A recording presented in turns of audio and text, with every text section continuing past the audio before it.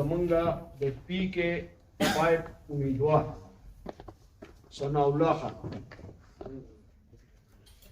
ته د پیپل پارټۍ مونږه د پیپل پارټۍ د طرفه د غیر مشروط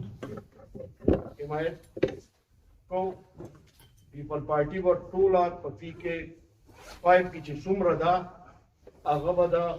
ثناء الله خان سره اوږه په اوږه ولاړي او د ده به مرګتیا کوي. زه بیا د خپلو ملګرو ډېره شکریا ادا کوم چې موږ له دومره ټایم راکړو او دا د ټولې پارټۍ د تنظیمونو متفقه فیصله ده چې موږ به د ده سره بھرپور تعاون کوو. ډېره مهرباني وسلام. پاکستان پیپل پارټۍ ضلع سوات د دوی شکریا ادا کوم چې دوی زموږ سره په پی کې 5 کې زموږ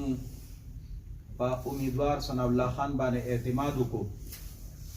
او د هغې غیر مشروط اعلان وکړو. ان شاء الله جمعیت العلماء اسلام به د دوی د اعتماد او د دوی د ملګرتیا چې دی دا به نه هیروي او ان شاء الله کم حالات چې دي تاسو هیروي په پی کې 5 باندې چې کم ترقیاتي کارونه د محترم ثناء الله خان صاحب په نگرانۍ کې روان دي.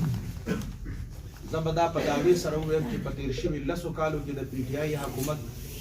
ټول ایم این اګان او ټول ایم پی اګان چې راغونډ شي نو زما د دې یو امیدوار چې کم ترقیاتي کارونه د علاقې ته راوړي دي او د ده په لاس شروع دي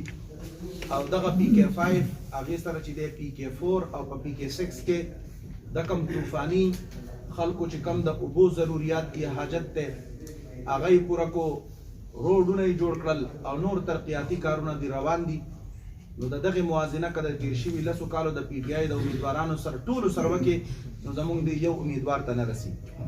انشاءالله د 8 فروری ماښام به چې دی دا زموږ او ستاسو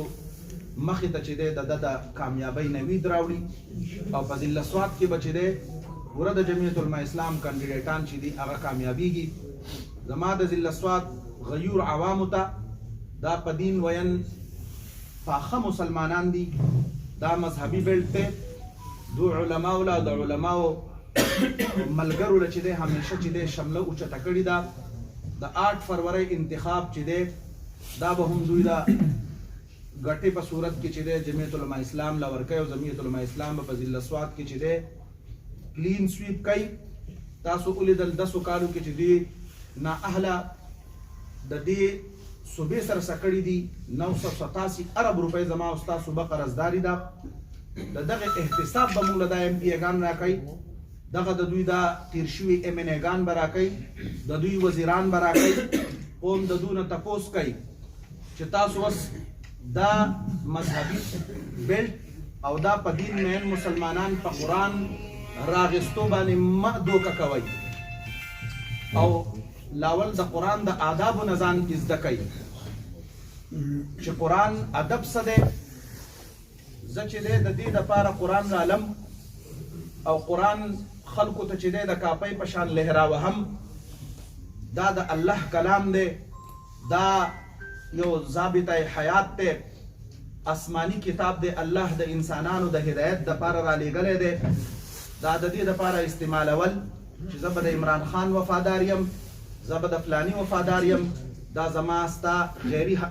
دیني اهمیت او د پښتو معاشره ما تعالی اجازت نه راکوي چې قرآن مونږه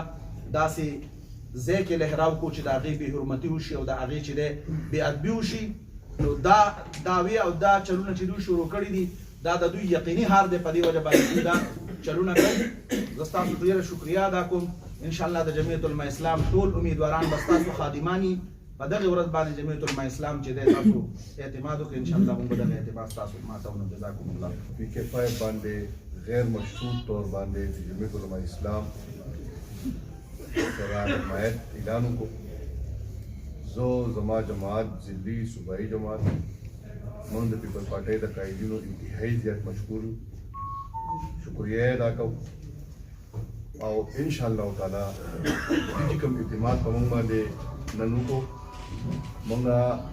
دې ته یقین دهاني ورکوو چې انشاءالله تعالی د سوات په ترقۍ کې به موږ د دې سره څنګ په څنګ ولاړو، اوږه په اوږه باندې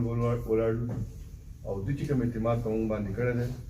ان شاء الله تعالی دغه اعتماد به قائم و دایمي ډېر شکر چېرې موږ به د ثناء الله خان د پی کې 5 د جمعیت علماء اسلام نماینده دی د ده به موږ غیر مشروط مکمل اعلان کوو او د دې پریس کانفرنس